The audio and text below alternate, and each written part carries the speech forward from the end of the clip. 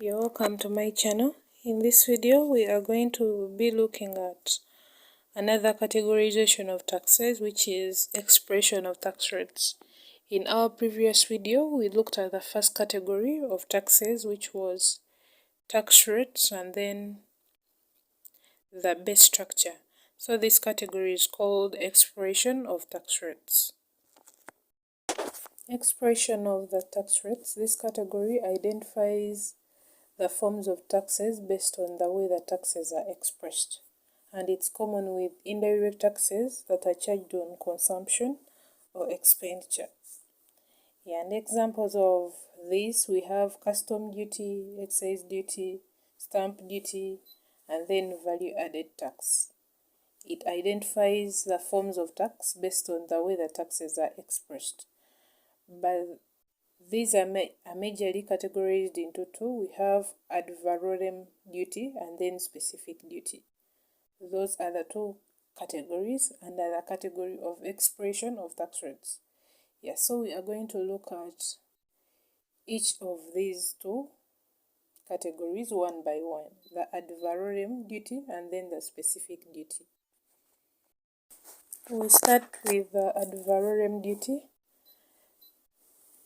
This one, it's a fixed percentage of the value of the good that is being imported, fixed value of the value of the goods that are being imported. For example, 10% of the value of X. So Advarorem duty, it's a percentage. They charge it using a percentage of the value of the good that is being imported. E.g., 5%, 10%, 15%, 20% of the value of that particular good that is being imported. Advantages of Advarorem duty. There is automatic adjustment for inflation. When they are charging this duty, they always depend on the product price.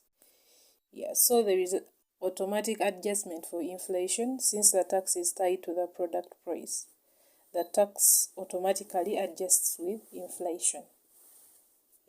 Then higher profit margins are taxed. Advarorem tax reduces the industry profit margin, since part of any price or profit increase goes to the government as tax.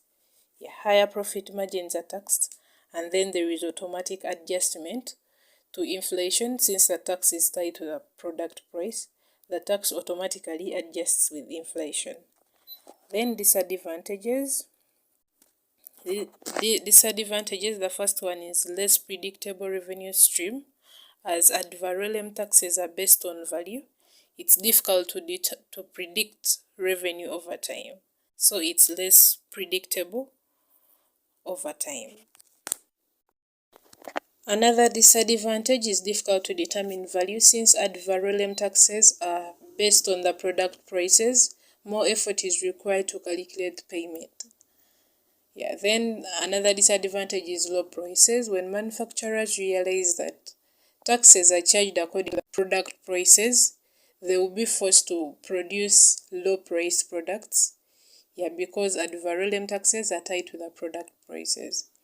Then it leads to price differences between products. Advarorem taxation widens the gap in prices between cheap products and more expensive products. Consumers may purchase cheap products or switch from the more expensive products to cheaper ones, and this may reduce on the impact of higher tax on consumption. So those are the disadvantages of Advarorem taxes, or the taxes that are charged according to the product price. Then we look at specific duty. Specific duty is a duty of a specific amount of money that does not vary with the price of the good or price of the product, but it varies with its weight, volume, surface, etc. Specific duty, it's specific. They can tell you that fuel could be charged at a specific duty of Uganda shillings 600 per liter. Like, it's specific. The 600 part is specific. They've given you the real figure, 600 per liter. The specific duty stipulates how many units of currency are to be levied per unit of quantity. The units of currency are 600 Ugandan shillings, then the unit of quantity is per liter. So specific duty of 600 per liter, that's what we call the specific duty, the being specific. Yeah. Now let's look at the advantages of specific duty.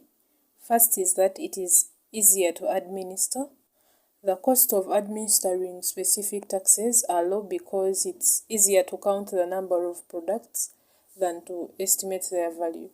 It's widely believed that unit taxes appear to be easier to administer because it's not based on the price of the product, but rather on other characteristics of the product like weight, surface. Yeah, so it's easier to administer. Then another advantage is predictable.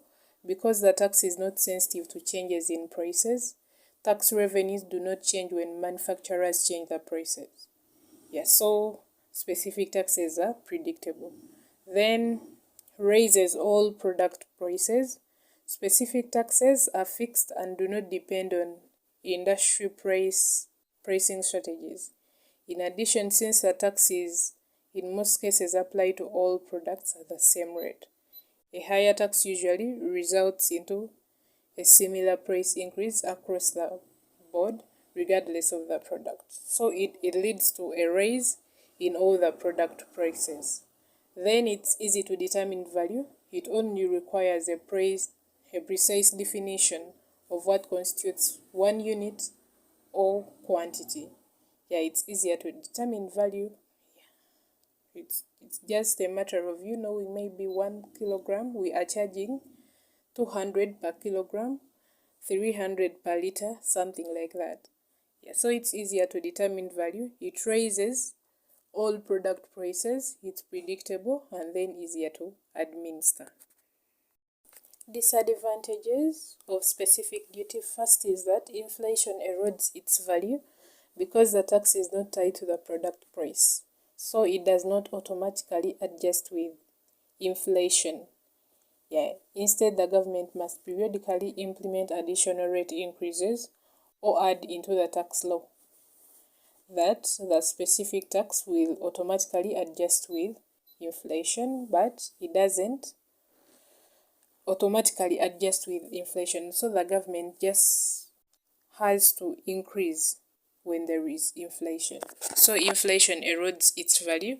Then another disadvantage is that it can be reduced by changing product characteristics. Manufacturers can reduce the impact of specific taxes on consumption, for example, by producing bigger or longer size items of the tax is applied per given pack, or by increasing the size of the pack if the tax is per pack. Yeah, so it can be reduced by the manufacturers changing product characteristics like the weight, the size, the surface, things like that.